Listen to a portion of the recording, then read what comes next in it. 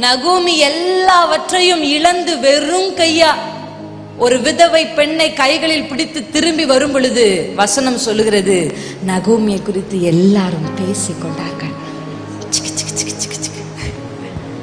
எப்படி போனா இவளுக்கு வேணும், இவளுக்கு தேவை, இவ அனுபவிக்கணும், எப்படி வெறுங்கையா வந்தா அப்படின்னு பேசிக்கொண்ட நாவுகள் இப்பொழுது பேசுகிறது.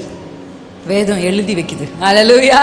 இப்ப என்ன பேசுது தெரியுமா? அவ்வளவுதான், நகோமியின் குடும்பத்திற்கு சுதந்திரம் அற்று போச்சு. இந்த குடும்பம் இதுக்கப்புறம் தலை தூக்கவே முடியாது. மொத்தமா போச்சு, மொத்தமா வெட்டி எடுத்தாச்சு, அடி மரம் வரையிலும் வெட்டி எடுத்தாச்சு. அப்படிதான் எல்லாரும் பேசிக்கொண்டாங்க. இப்ப அவங்க சொல்றாங்க, உனக்கு சுதந்திரம் அற்று போகாதபடி. அல்லேலூயா.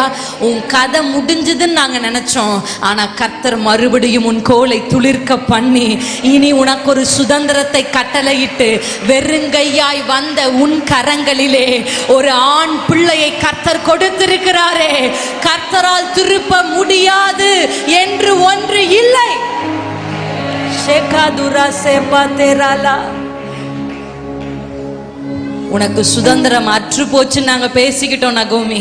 ஆனா இன்னைக்கு நாங்களே சொல்றோம், கர்த்தர் உனக்கு சுதந்திரத்தை கொடுத்தார். வெறும் சுதந்திரம் அல்ல, பிரபலமான சுதந்திரத்தை கர்த்தர் கொடுத்தார். எல்லா கைகளை தட்டி ஷேதா சேபா கர்த்தரே. என்னை குறித்து தூஷித்தாதே மனுஷர்களுடைய வாயில் என்னுடைய புகழை பாடச் செய்கிற கர்த்தர் அவர்.